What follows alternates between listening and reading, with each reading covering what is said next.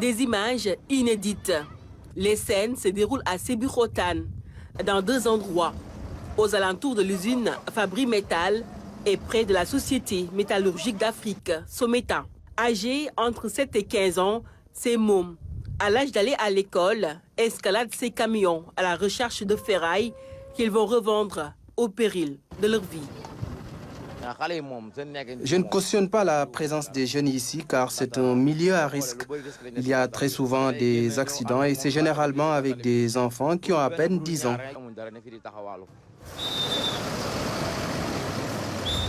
Animés par l'insouciance et l'inconscience, ces enfants, de ou dans la rue, ne sont motivés que par l'appât du gain.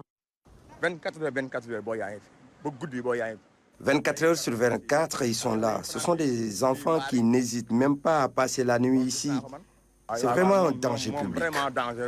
Les moins corpulents font la collecte dans ces résidus. Parfois, c'est un jeu de cache-cache avec les agents de l'usine. À 14 ans, Amadou Boiro, ramasseur de ferraille, est déjà un as en la matière.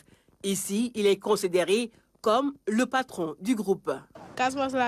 Je viens de la Casamance. Je suis là depuis 2015. Il arrive parfois que les choses se déroulent favorablement.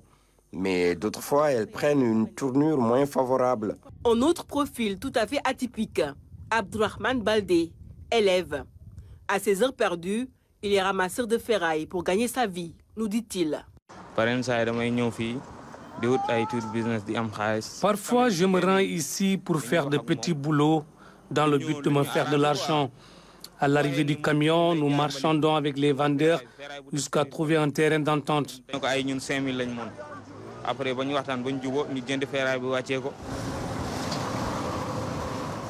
Ces enfants, en majorité originaires de la Guinée, sont laissés à eux-mêmes.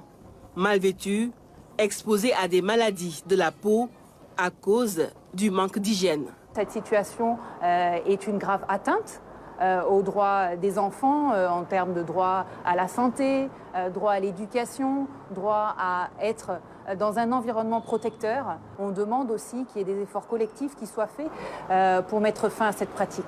Une situation que condamne la Charte africaine des droits et du bien-être de l'enfant, en son article 15 et l'article 32 de la Convention sur les droits de l'enfant, qui affirme que l'enfant ne peut accomplir des travaux dangereux ou nuisants à sa santé, à son éducation et à son développement. Les enfants devraient être dans les familles, dans les écoles, dans les daras et dans un environnement protecteur. On en invite à tous les acteurs pour que les enfants au Sénégal soient dans un environnement protecteur, puissent survivre, apprendre et être protégés. Nous avons tenté d'entrer en contact avec la direction de la promotion des droits et protection des enfants auprès du ministère de la Famille pour en parler, mais avec les derniers changements, nous n'avons pas pu obtenir une réaction. Pour l'instant, la ferraille constitue un refuge pour ces enfants, sans aucune protection,